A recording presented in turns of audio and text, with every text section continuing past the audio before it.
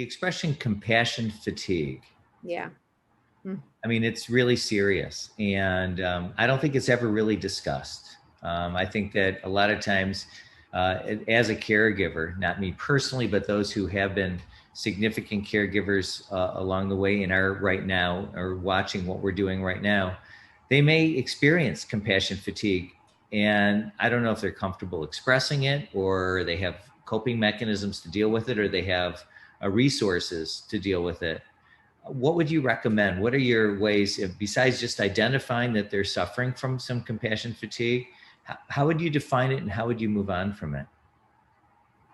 So I think one of the things that caregivers go through is a feeling of guilt. Guilt because somehow they should have prevented this, or somehow they should have protected the person that they love from going through this, or somehow they should have that magic answer or solution to make it all better, or to make it go away, or to fix it. I think that's very fatiguing, to put yourself under that pressure of over responsibility and a tremendous guilt that whatever you're going to do, it's probably not going to be good enough.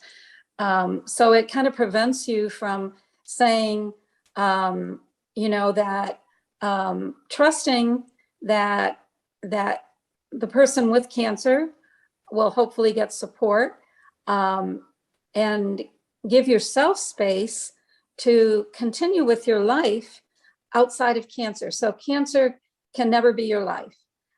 For short periods of times, it is your life, because medical appointments and tests and decision-making kind of take over.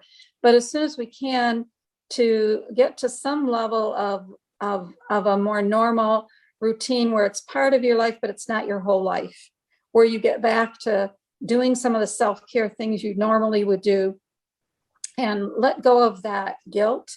Like Julie said, accepting the fact, and you said earlier too, Dr. Lutz, that when cancer comes into your life, it's a new reality. You don't go back. Your life does change, and it changes for you and for everybody around you. That doesn't necessarily mean all bad things. There can be good things that come out of that change, but it's certainly a new reality, and it affects you ongoing. It's a traumatic event in your life that will be part of your life going forward. Even if you have chronic prostate cancer, men describe it as a cloud that doesn't go away. But that doesn't mean that the cloud's in front of your face. Sometimes it's back here. And it doesn't mean that you can't have a life and have a very full life in many respects. So it's all about trying to be good to yourself, kind to yourself, and get some balance back in your life, and give yourself permission to be good to yourself, kind to yourself, take care of yourself. Because like you said earlier, unless you truly are good to yourself, you can't really be there for somebody else. So from when my dad had prostate cancer and I was his caregiver, one night I said, I'm going to order pizza. And he yelled at me and he said, "What do you mean you're going to order pizza? I can't eat pizza. I'm too sick to eat pizza right now." He was on chemotherapy. And I said, "Well, Dad, you're not the only one.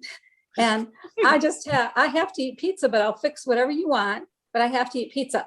And it was a real kind of clearing for us. We both laughed about it later.